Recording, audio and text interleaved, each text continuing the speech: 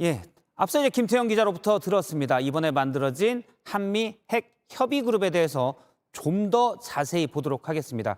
국방부를 오래 출입한 김민관 기자가 지금 스튜디오에 나와 있습니다. 자, 김 기자, 대통령실은 사실상 미국과 핵을 공유하는 것이다. 요약하자면 사실상 핵 공유 이렇게 표현을 했는데 이건 맞습니까? 여러 전문가한테 들어보니 사실상 핵 공유라고 보기엔 무리가 있다는 분석이 많았습니다.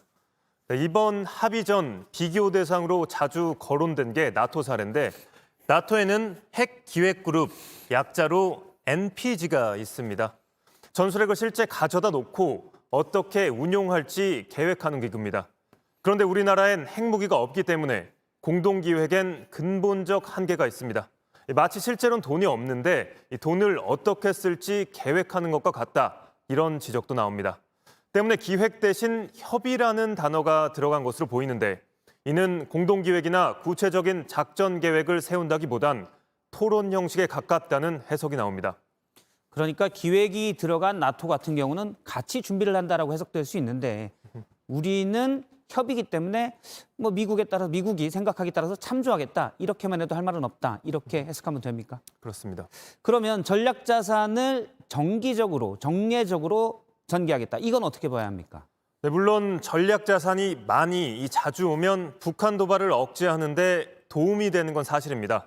다만 기존보다 얼마나 어떻게 늘었는지 따져봐야 합니다. 이 바이든 대통령은 핵탑재 잠수함을 한반도에 전개할 예정이라면서도 이 전략 자산을 한반도에 주둔시키지는 않을 것이라고 밝혔습니다. 즉 1년 내내 상시 배치를 희망해온 우리 정부 기대에는 못 미치는 결과로 볼 수 있습니다. 또 핵잠수함에 탑재된 미사일 사거리는 12,000km 이상입니다. 때문에 부산항에 직접 들어오더라도 일본이나 괌에 주둔하는 것과 억제력에는 큰 차이가 없다는 분석도 있습니다. 때문에 한국이 호주처럼 이 핵잠수함을 공동 건조하는 쪽으로 방향을 잡았어야 하는 거 아니냐 이런 목소리도 나옵니다.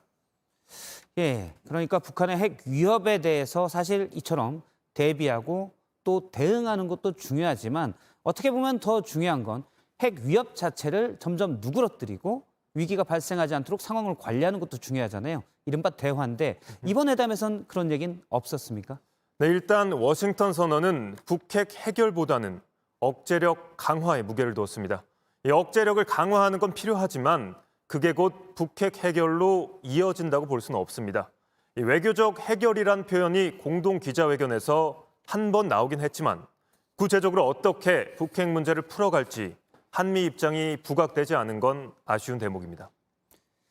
네, 지금까지 김민관 기자였습니다.